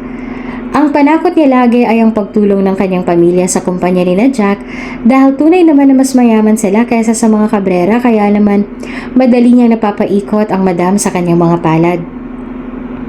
Tita, she's the daughter of your muchacha here. What's her name again? Wait. Yeah, Alice. The name of your muchacha is Alice and that girl is her daughter. A Tuyo vendor, a stink of fish. Siyang ipinagpalit sa akin ng anak niyo. At kapag nalaman niya ni Daddy, I'm pretty sure na ipapaurong niya ang kasal namin ni Jack. At kapag nangyari yon, hindi na kayo tutulungan ni Daddy sa problemang kinakaharap nyo ngayon ng kumpanya nyo. Kaya tita, before it's too late, do something. Matalim niyang sabi sa ginang sabay inom ng wine. Nang malaman niya ng madam ay tila ba biglang napawi ang pagod niya buhat ng biyahe at napalitan na ito kaagad ng galit. Napaisip siya ng malalim na tila ba nag-iisip na nga ng planong kanyang gagawin para matigil na sa kanyang kahibangan ng anak na si Jack. Ano na naman kayang pumasok sa kokote nitong si Jack? At sa isang anak pa talaga ng katulong nakipaglaro. Anyway, don't worry Iha. Jack is just being playful. Alam ko nakikipaglaro lang siya sa tuyo vendor na yon. Hayaan mo at ako nang gagawa ng paraan para mawala na sa landas ng anak ko ang babaeng yan. Mataling niyang sabi. Nakangisi nga lang si Elodia talagang sinasadyang galitin si Madam para hindi na siya mahirapan pa na tuluyan ng matuloy ang kasal nilang dalawa ni Jack. Makaraan ng ilang araw, palihim na ipinatawag kaagad ni Madam Rosa si Delag sa kanyang mga tauhan. Hindi naman ito alam ni Jack at sinadyang hindi sabihin dito para hindi masira ang mga plano niya. Galit na galit si Madam Rosa pero pinipilit niya pa rin maging kalmado at makipag-usap ng maayos kay Delag. Maya-maya pa ay dumating na rin doon si Delag. Hindi rin niya ito pinaalam sa kanyang ina dahil alam niya naman ang mangyayari. Hindi naman siya basta-basta magpapatawag ng ganon kung hindi yun mahalaga. At alam niya na tungkol ito sa kanya at kay Jack. Kaya naman hinanda na rin niya ang kanyang sarili. Madam Rosa, pinapatawag niyo raw po ako. Bunga ni Delag kay Madam Rosa na kasalukuyang nakaupo sa kanyang kulay ginto na upuan. Nang makita na siya ng Madam ay nagpakita ito ng isang peke ng ngiti at minasdan ng buong kabuuan ng dalaga mula ulo hanggang paa. Oo, Iha. What's your name again? Nakangiting tanong ni Madam Rosa. Sa loob ni Delag, kahit na magpakita pa ng ganitong reaksyon ng mukha si Madam Rosa, hindi pa rin maiaalis ito sa isip ng mga tao kung gaanong kasama ang ugali nito. Kaya naman, alam ni Delag na nagbabalat kayo lamang ang Madam at magaling makipaglaro. Delag pong pangalan ko. Tugon naman ni Delag. Napaurong naman ang Madam dahil sa tanang buhay niya ay ngayon lang siya nakarinig ng ganitong pangalan. Delag? What a unique name. Anyway, have a seat. Nakangiting utos naman ni Madam. Sa halip na sumunod ay mas pinili na lamang ni Delag na manatiling nakatayo dahil wala rin naman siyang balak na magtagal doon. Thank you po pero tatayo na lang po ako. Matapang niyang sabi. Doon pa lang ay para bang unti-unti nang napapabago ang reaksyon ng mukha ng mapagpanggap na ginang at tila ba unti-unti na rin nababasa ang nasa isip ng dalaga. Hindi basta-basta nagpapaoto. Coffee or tea? Muling tanong ng Madam na pilit pa rin pinapatunguhan ng maayos ni Delag. Ngunit dahil nga ayaw na ni Delag ng mga paligoy-ligoy pa at ayaw din niyang tumanggap ng kahit na anong mula sa Madam, sa pangalawang pagkakataon ay tinanggihan niya na ito. Ayos lang ho ako. Ano bang dahilan kung bakit niyo ako pinatawag dito? At doon ay dinerecha niya na ng tanong ang Madam. Doon ay tuluyan ang napataas ang isang kilay ni Madam Rosa at sinamaan ito ng tingin. Brave woman. Anyway, hindi na ako magpapaligoy-ligoy pa. At alam ko namang, alam mo na rin ang dahilan kung bakit kita pinatawag dito ngayon, tama? Panimula ng Madam. Tungkol ba kay Sir Jack? Matapang na tugon naman ni Delag. Unang tingin ko pa lang sa'yo, alam kong matalino ka na. Kaya naman talagang ginagamit mo, no? Delag, kung ano man ang namamagitan sa inyo ng anak ko sa Jack. Gusto kong putulin mo na. Wala kang makikita sa anak ko. Wala kang yaman na mahuhuthot sa kanya. Matapang na pambibintang at pambabanta ng Madam. Nasa isip na ito ni Delag na mangyayari ito. Na mangyayari ng hamakin ng kanyang buong pagkatao. Na hamakin ng kanyang pinagmulan at husgahan ng kanilang ikinabubuhay. Ngunit hindi niya pinaunlakan ng Madam sa paanyaya niyang ito para magpatalo. Narito siya para rinisin at depensahan ang kanyang sarili at ipagtanggol kung ano man ang meron sa kanila ngayon ni Jack.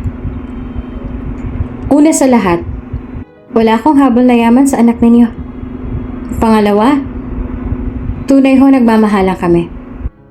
Kaya huwag niyo naman sanang isipin na yaman yung habol ko sa kanya.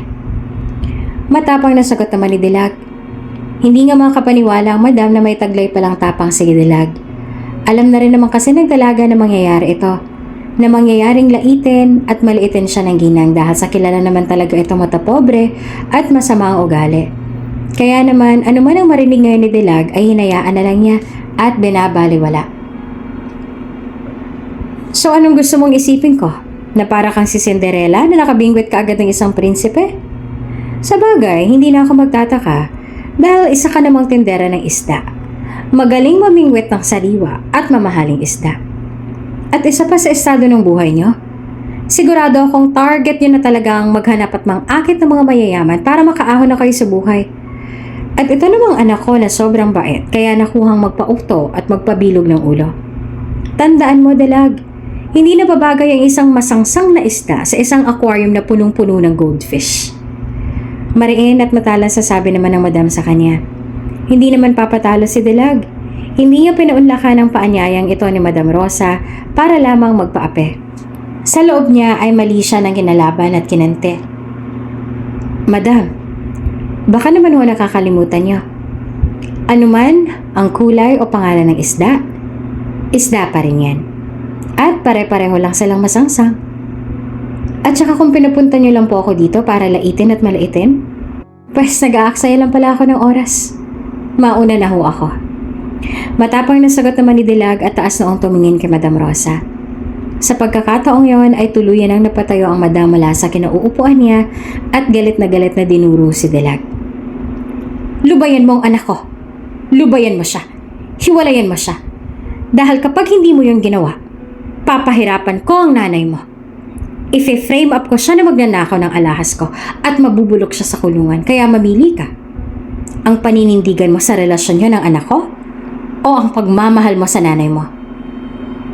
Sa sandaling yon, ay tila ang bagay na ito ang hindi napaghandaan ni Dilag, na kapag nadamay na ang kanyang ina sa problema, ay ibang usapan na yon. Kaya naman hindi na nagdalawang isip pa si Dilag dahil hindi niya hahayaang madamay ang kanyang nanay Alice sa klase ng problemang to. Ito pong tatandaan ninyo. Sino man ang ikumpara niyo sa nanay ko, walang makakapantay sa kanya. Walang makakahigit sa kanya. Lalong-lalo na kayo bilang isang ina. Kaya huwag niyo na hong subukan na saktan o pasakitan ng nanay ko. Dahil kailan, hindi niya ako tinuruang umurong sa laban. Kaya kung si Jack ang gusto niyo, sayong-sayo na siya. Itago niyo na sa ilalim ng saya niyo at pakisabi na rin na huwag na akong kukulitin. Dahil una pa lang naman, siya naman talagang nangulit sa akin at hindi ako. Mariin na sabi ni Dilag at saka tuluyan ng tinalikuran ng madam at padabog ng umalis ng mansyon. Bastarda! Mariing sabi naman ni Madam Rosa. Dahil sa nangyaring yon, nauwi si Dilag sa isang desisyon. Isang desisyon na magpapabago ng kani-kanilang mga buhay. Ganon talaga kasamang ugali ng madam. At iyon na talaga ang tingin ng mga tao sa mga kabrera. Masasamang ugali na walang lugar sa kanilang mga mahihirap na katulad nila. Samantala, sobrang hirap para kay Dilag ang desisyon na ito. Wala siyang magagawa kundi ang gawin niya kung ano ang sa tingin niya ay makakabuti para sa lahat. Sakto naman ang dating doon ni Jack para dalawin sana si Dilag. May dala pa itong bulaklak at paborito nitong pizza. Anak, nariyan si Sir Jack. Mahinang sabi naman ni Manang Alice sa kanyang anak na si Dilag. Diretso lamang ang tingin nito at pilit na hindi nagpapatalo sa kanyang kahinaan at nagpapadistract sa sinisigaw ng kanyang puso. Ako na hong bahala, Nay. Matapang at diretsong sagot naman ni Dilag. Sigurado ka, anak? Tanong naman ng kanyang ina. Opo. Sige na po, ituloy niyo na pong ginagawa niyo. Lalabas lang po ako. Sabi naman ni Dilag at tumango na lamang ang kanyang ina kahit nakapuna-puna sa reaksyon ng mukha nito ang pag-aalala. Sige anak, sabi naman ni Manang Alice. Dilag, bakit hindi ka nagtinda ngayon? Galing ako doon ngayon eh. Bungad sa kanya ng kanyang nobyong si Jack. Inabot na rin niya ang binili nitong bouquet ng flowers para kay Dilag at ang pasalubong nitong pizza. Wala ako sa mood. Matalim na sagot naman ng dalaga na ikinagulat naman ni Jack. Kaya naman napatingin sa kanyang binata at saka lumapit dito at hinipo ang kanyang noo. Bakit? Masama bang pakiramdam mo? Nag-aalalang tanong naman ni Jack sa kanya. Hindi. Matipid na sagot naman ni Dilag na tila tinatamad pa itong sumagot. Anong gusto mo? Gusto mo ba ng... Tatanungin pa sana siya ni Jack nang ikinabigla lalo ng binata ang sagot ni Dilag sa kanya. Gusto ko na makipaghiwalay sa'yo, mariin niyang sabi. Pilit niyang tinitigan ni Dilag ang mga mata ng binata para mas magmukhang makatotohanan na nakikipaghiwalay na siya dito at ayaw niya na sa binata. Hindi naman makapaniwala si Jack at pilit pa rin na inirerehistro sa kanyang isip ang mga nangyayari at sinasabi ni Dilag sa kanya. Dilag, you're joking, right? Grabing cravings naman yan. Nauutal na sagot naman ni Jack. Ngunit sa pagkakataong yon ay hindi na talaga nagbibiro si Dilag. Bagkus ay mas pinabilis na nga niyang proseso ng pakikipaghiwalay sa kanyang nobyong si Jack. Ayaw na rin niya kasing magtagal pa ang konbersasyon na ito dahil nang makita pa lang niya kanina si Jack ay nasasaktan na siya. Alam naman niyang kaya siyang ipaglaban ni Jack sa mommy nito. Ngunit ayaw naman niyang isaalang-alang ang kaligtasan at kakalayaan ng kanyang ina para lamang sa pansarili niyang kagustuhan at kaligayahan. Kaya naman kahit na masakit para sa kanya na ang relasyon nila ni Jack ang isasakripisyo ay gagawin niya ito para sa kanyang ina. Hindi ako nagbibiro, Jack. Ayoko na sa'yo. Napilitan lang naman akong sagutin ka dahil nakakaawa ka. Papansin ka ng papansin at habol ng habol. At isa pa hindi rin naman kita type. Wala sa bokabularyo ko makipagrelasyon sa isang mayaman. Sakit kasi kayo sa ulo. Kaya makinig ka, Jack. Simula sa araw na to, ayaw na kitang makita. Naiintindihan mo? Huwag ka na rin pupunta dito. Ayoko na sa'yo. Sa puntong yon ay tumaas na rin ang tono ng boses ni Dilag. Nasa loob naman si Manang Alice ng bahay at pilit na pinipigilan ng kanyang sarili na makialam sa diskarting iyon ng kanyang anak. Dahil alam naman niyang alam ni Dilag ang kanyang ginagawa. Ano bang pinagsasasabi mo? Mahal natin ang isa't isa, di ba, Dilag? Bakit ka nagkakaganyan? Nagugulahang sabi naman ni Jack. Umiling naman si Dilag at umisi. Oo, noon mahal kita. Pero nakakasawa ka palang mahalin. At may iba na akong mahal kaya wag mo na akong kukulitin. Umalis ka na at wag ka nang babalik pa. Sigaw ni Dilag. Bigla namang inagaw ni Jack ang kanyang braso at pilit na niyayakap ang dalaga, ngunit pilit na din nagpupumigla si Dilag hanggang sa maitulak niya ng palayo si Jack. Dilag! Dilag naman, pag-usapan natin to. Hindi naman pwedeng ayaw mo na lang kaya ka makikipaghiwalay. Paano naman ako? Mahal na mahal kita, Dilag. Ayusin natin to, please. Please, Dilag. Pagmamakaawa pa ni Jack. Kung dati-rati nadadala pa niya si Dilag sa pagsasabi ng please, ngayon ay tila hindi na natatamaan dito ang babae. At kahit ilang beses pa ang sabihin niya, ay hindi na rin naman ito papakinggan pa ni Dilag. Dahil buo na rin ang desisyon niya at hindi na ito magbabago pa. Umalis ka na nga. Bakit ba ang kulit mo? Kahit magsabi ka pa dyan ng 100 please, hindi na ako maaawa sa'yo. May bago na akong mahal. At yun ay si Badong. Kaya umalis ka na dahil lalo ka lang masasaktan kapag pumunta na siya dito. Umalis ka na. Alis na. Malakas na sabi ni Dilag at saka tuluyan ang pumasok ng loob ng bahay. Inilak niya na nga ang pinto para hindi na makapasok pa si Jack. Habang si Jack naman ay tuluyan pang napaluha dahil sa sinapit ng kanilang relasyon ni Dilag na hanggang ngayon ay hindi pa rin malinaw sa kanya kung bakit nangyari ito. Bago umalis ay marahan pa itong lumapit sa may pintuan at pinilit pa rin kausapin si Dilag na kasalukuyan pa rin nakatayo doon at umiiyak na rin. Hindi ko maintindihan. Hindi ko lang sinubukan pero ginawa kong ipaglaban ka. Ano man ang rason mo ngayon kung bakit mo ginawa to? Sana'y may peace of mind ka. Sana hindi ka naduwag. Dahil mahal na mahal kita, Dilag. At handa kong iwan ang lahat para sa'yo. Sana masaya ka sa naging desisyon mo. Huling sabi ni Jack habang umiiyak tsaka tuluyan ang nilisan ng lugar, maging ang kanyang pinakamamahal na si Dilag. Sa pagkakataong yon ay nalipitan na rin ni Manang Alice ang kanyang anak na si Dilag na umiiyak. Anak, ayos ka lang ba? Maluhaluhang tanong naman ng kanyang ina. Tanging hagulhol na lamang isinagot ni Dilag at wala nang salita pa ang kaya niyang ilabas mula sa kanyang bibig. Ang sakit. Ang sakit, Nay. Ang sakit-sakit. Umiiyak niyang sabi at niyakap na lang siya ng kanyang ina. Sige lang, iiyak mo lang yan. Maghihilom din yan. Ganyan talaga ang pag-ibig. Laging may kaakibat na sakripisyo. Andito lang si nanay. Hindi kita iiwan. At salamat sa pagmamahal mo. Sabi naman ni Manang Alice. Matapos ang pag-uusap nilang yon, ay hindi na talaga sila nagkita pa. Naputol na ang kanilang komunikasyon sa isa't isa hanggang sa mabalitaan na lang ni Dilag na nagtungo na sa Spain si Jack at nag-for good na doon. Noong una ay iniyakan pa talaga niya ang desisyon na nagawa niya. Ngunit habang tumatagal ay humihilom na rin iyong sakit.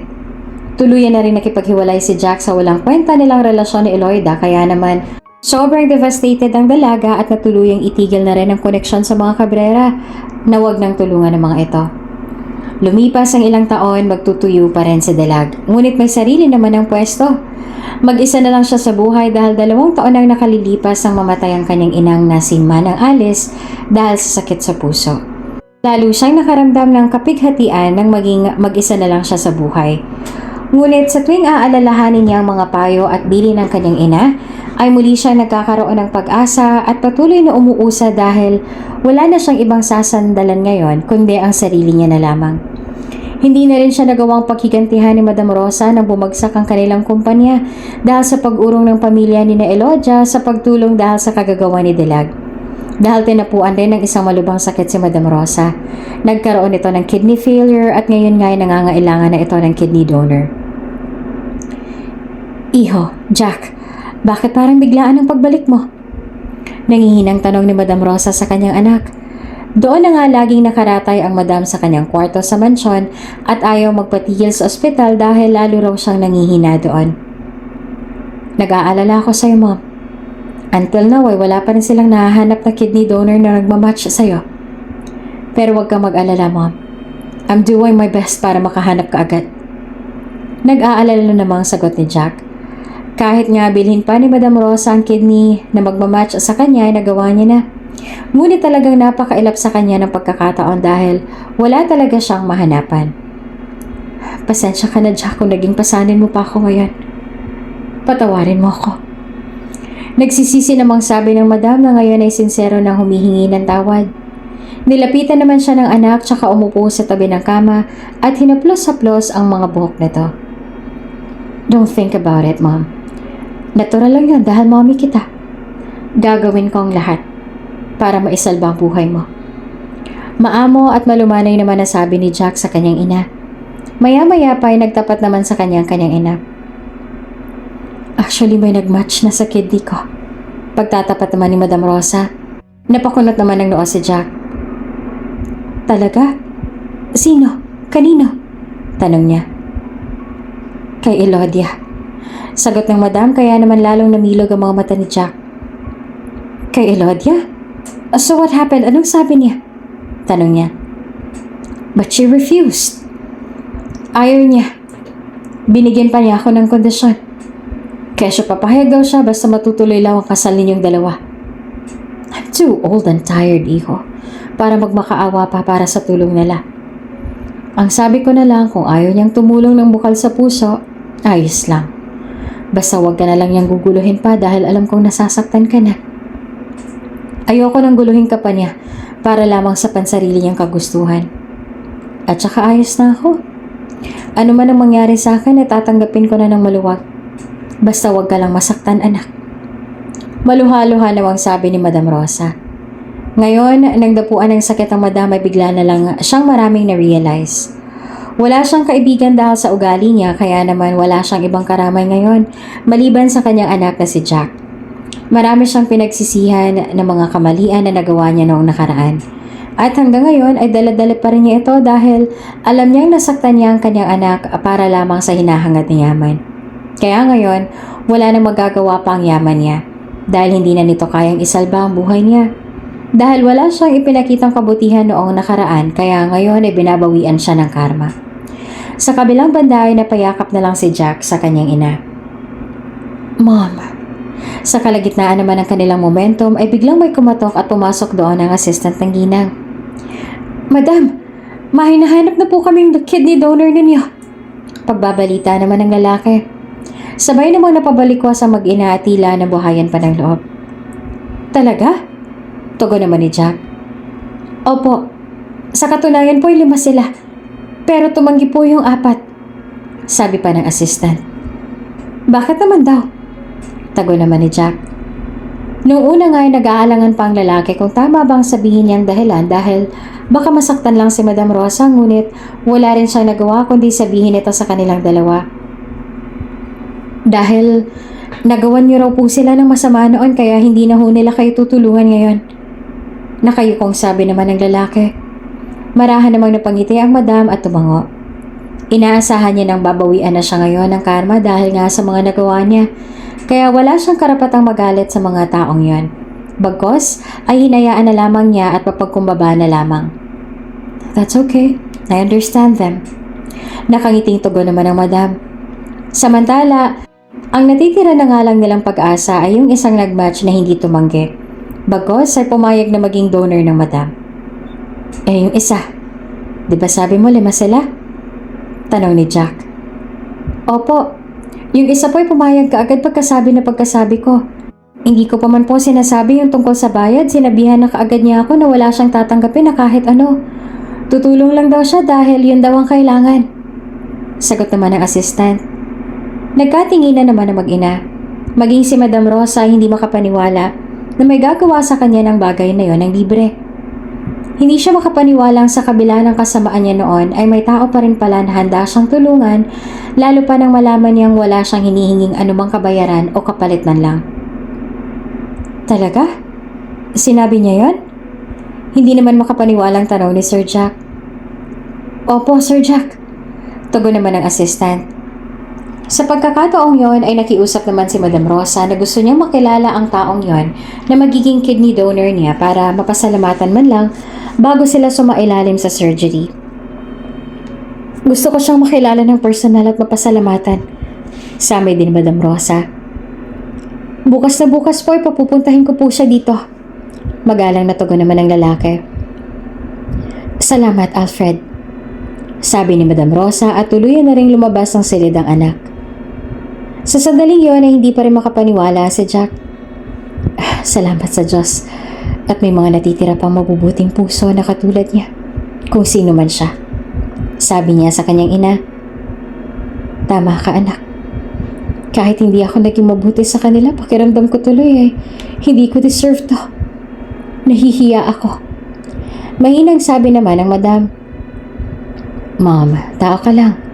Nagkakasala. Pero hindi naman ibig sabihin na wala ka ng pag-asang magbago. Yung taong tutulong sa'yo ngayon para madugtungan ang buhay mo, hulog siya ng langit. Siya nang magsisilbing wake-up call ninyo. Kaya mom, sa second chance na to, do what is right and good, okay? I promise, Jack, I will. Nang sumunod na araw, pagkasabi nga ng madam ay kaagad nang pinapunta doon ng assistant ang kidney donor ni Madam Rosa para mapasalamatan niya na ito ng maayos. Madam, Sir Jack, nandito na po ang ating donor. Wika ng assistant tsaka pinapasok na doon ng babae. Miss, pasok ka na. Utos niya. At doon ay pumasok ang babae sa loob at sa pagkakataong yon ay sabay nanlaki ang mga mata ng mag-inang Madam Rosa at Jack. Para ba silang nakakita ng multo? Hindi naman makapaniwala si Madam Rosa na si Dilag pala ang taong may mabuting puso na tutulong sa kanya ng libre. Dilag? Sabay nilang sabi. Magandang umaga po. Magalang na tugon naman ni Dilag. Ikaw? I can't believe this. Sa kabila ng mga nagawa ko sa'yo, bakit mo piniling tulungan pa rin ako? Paunang tanong naman ni Madam Rosa. Nangingislap na rin ang kanyang mga mata dahil sa mga luhang unti-unti nang namumuo rito. Hindi nila ito inaasahan, lalong-lalo na ni Madam Rosa dahil sa kabila ng kanyang mga nagawa at nasabi kay Dilag dati ay mas pinili pa rin itong maging isang mabuting tao at piniling tulungan ito na dugtungan pa ang kanyang buhay. Sa kabilang banday, makahulugan namang sumagot si Dilag. Dahil hindi po ako masamang tao. Sabi niya kaya naman lalong nakaramdam ng hiya ang madam sa kanyang sarili. Nahihiya ako sa'yo, Dilag. But you don't have to do this kung naaawa ka lang sa akin. Huwag mo akong kaawaan. Mas gugustuhin ko pang mamatay kaysa mabuhay na nilalamon ng hiya at pagsisisi. Mangiyak-iyak naman na sabi ni Madam sa babae. Hindi ko ho ito gagawin dahil naaawa ako sa inyo. Gagawin ko ho ito dahil naaawa ko kay Jack. Ayoko maramdaman niyang mawala ng isang ina dahil sobrang hirap, sobrang sakit. Pero dahil tinuruan ako ng nanay ko na maging matapang sa buhay, lalaban ako. Lalaban ako kahit mag-isa na lang ako. Bigla namang napabalikwa si Jack sa kung ano man ang ibig sabihin ni Dilag sa sinabi niyang yan. Dilag, anong nangyari kay Manang Alice? Nag-aalalang tanong naman ni Jack kay Dilag. Namatay na siya dahil sa sakit sa puso 2 taon ang nakakaraan. Seryoso namang sagot ni Dilag. Sa puntong yon ay sunod-sunod naman ang paghingi ng paumanhin ng Madam sa dalaga. I'm sorry to hear that. I'm sorry, Dilag. I'm sorry. Sana hindi ko sinabi sa yung mga salitang yun. Wika niya. Nagtaka naman si Jack tsaka nag-usisa. Mom? Anong salita? Tanong niya at doon ay tuluyan ang nagtapat ang kanyang ina. Iho, anak. Akong dahilan. Akong dahilan kung bakit kanya hiniwalayan. Tinakot ko siya. Pinagbantaan ko ang buhay ng nanay niya. At bandang huli pinapili ko pa siya. At dahil isang mabuti siyang anak, pinili niya ang nanay niya kaya napilitan siya makipaghiwalay sa'yo. I'm the worst, Iho. Patawarin mo ako. Tatanggapin ko lahat ng mga masasakit na sasabihin mo. Patawarin mo lang ako. Pagtatapat naman ni Madam Rosa. Sa isip ni Jack ay alam niyang hindi malayong hindi yung gawin ng kanyang ina. Ngunit parang sakit pa rin. Dama pa rin kasi ni Jack yung sakit noong araw na maghiwalay sila ni Dilag. Kahit magalit ako ngayon, wala rin namang magbabago. Magpapahangin lang ako. Tumayo na nga muna sandali si Jack tsaka nagtungo muna sa labas upang magpahangin. Jack! Sabi naman ng kanyang ina. Nang makalabas si Jack ay lakas loob na rin siyang sinundan ni Dilag. Kamusta ka na? Tanong ni Dilag kay Jack. Miserable. Seryosong tugon naman ni Jack. Miserable? Dahil ba sa nalaman mo? Tanong naman ni Dilag. Dilag! That's almost 3 years. 3 years akong lumayo at hinanap ang sarili sa ibang bansa. Tapos puro kasinungalingan lang pala yung sinabi mo. Hindi na nga napigilan pa ni Jack ang mapasigaw dahil sa sama ng loob. Masisisi mo ba ako? Nanay ko yun. At kahit sino pang itapat sa kanya, siya pa rin ang pipiliin ko. Naiiyak na sabi naman ni Dilag. Dilag, I know you're a good daughter. Pero gusto ko lang malaman. Minahal mo ba talaga ako? Seryosong tanong naman ni Jack. At sa puntong yon ay muli na nga nilang inihanda ang kanilang mga sarili kung may pag-asa pa bang manumbalik ang dati nilang pagsasama. Sa kabilang banda ay sumagot naman si Dilag. Marami akong pinagsisihan. Pero yung bagay na yan ang kailanman hindi ako nagsisisi. Minahal kita, Jack. Minahal kita ng totoo. Pero ayaw sa atin ang pagkakataon ng panahong yun. Sabi ni Dilag. Ngayon, mahal mo pa ba ako? Muling tanong ng lalaki sa mahinang boses at saka tinitigan ng dalaga sa kanyang mga mata. Magsisinungaling ako sa sarili ko kung sasabihin kong hindi. Sagot naman ni Dilag. I feel the same, Dilag. I still love you. Sabay niyakap na nila ang isa't isa. Naging mahirap man para sa kanilang dalawang nakaraan, hindi naman mapapantayan yung ngayon sa muli nilang mabigyan ng bagong pag-asa at pagkakataon. Ayaw na rin nilang magsinungaling pa sa kanilang mga sarili tungkol sa tunay nilang damdamin dahil para bang mahigpit silang sinasakal ng katotohanan. Kaya naman sa second chance na ito ay itatama na nila ang kanilang mga mali at muling mag-uumpisa ng panibagong yugto sa libro ng kanilang buhay.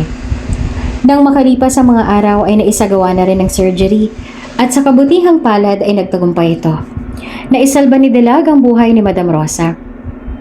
Congratulations po! Successful po ang ating kidney transplant. Natutuwang sabi naman ng doktor. Thank you, Dilag. Pasasalamat naman ni Jack. Ilang linggo ang lumipas Matapos ang operasyon ay nabigla si Dilag nang puntahan siya doon ni na Madam Rosa at Jack. Medyo sariwa pa nga ang kanyang mga opera kaya naman alalay lamang ang kanilang kilos. Madam Rosa, Jack, ano ang ginagawa niyo rito? Tanong ni Dilag. Binibisita ka. Mabilis sa sagot naman ni Madam Rosa. Ganun po ba? Sige po, maupo po muna kayo at kukuha lang ako ng mamimerienda ninyo. Pinigilan naman siya ng Madam. No need, Iha. Hindi naman tayo magtatagal. Nakangiting sabi pa ni Madam Rosa. Bigla namang nagtaka si Dilag. Magtatagal? Yes, Dilag. Gusto ni Mommy na doon ka na sa bahay tumira. Let's start all over again. Please? Sabi naman ni Jack. Napatingin naman ang dalaga sa Madam. Huwag mo akong alalahanin, Dilag. Mabait na ako ngayon, remember?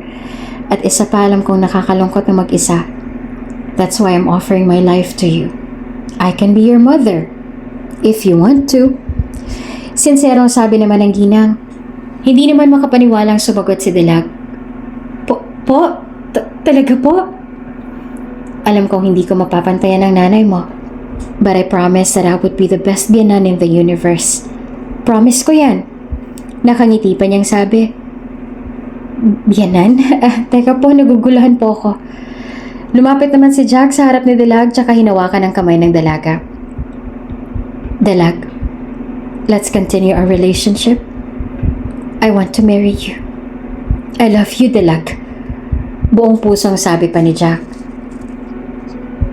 Jack, pumayag ka na. Sabi naman ng matanda. Napangiti na nga lang si Dilag. I love you too, Jack. Kaya sige na po, pumapayag na po ako. Sabi niya pa sa mga ito. That's your best choice, Dilag. At gagawin namin ang lahat para hindi ka malungkot. Babawi ako sa'yo. Babawi ako sa mga kasamaang nagawa ko sa'yo. Salamat po, Madam. And from now on, Mommy nang itawag mo sa akin. Sabi pa ng Madam. Pero hindi po ako sanay. Saad naman ni Dilag. Pues, sanayin mo ng sarili mo. Napatingin naman si Jack sa kanyang ina. Ma, masyado mo naman yatang pinipressure tong si Dilag. Mauna na po kayo sa sasakyan at susunod na kami. Fred, samahan mo na si Mommy sa sasakyan. Utos naman ni Jack sa kanilang bodyguard at kaagad naman itong sumunod. Naiwan na nga doon sina Dilag at Jack. Are you ready? Nakangiting tanong na rin ni Jack. Medyo kinakabahan ako pero carry lang. Sagot naman ni Dilag. Muli naman nagtanong si Jack. For the new beginning? Sumagot naman si Dilag. For the new beginning. At saka tuluyan na nilang hinalikan ang mga labi ng isa't isa.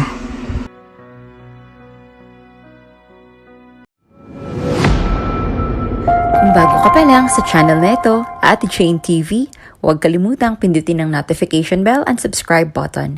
Sana po hindi naman malaking abala sa inyo ang pagpindot ng subscribe button dahil ang kapalit po nito ay ang pagsuporta para makapag-produce ng mga libreng stories sa mga channels ni Ate Jane. Maraming salamat!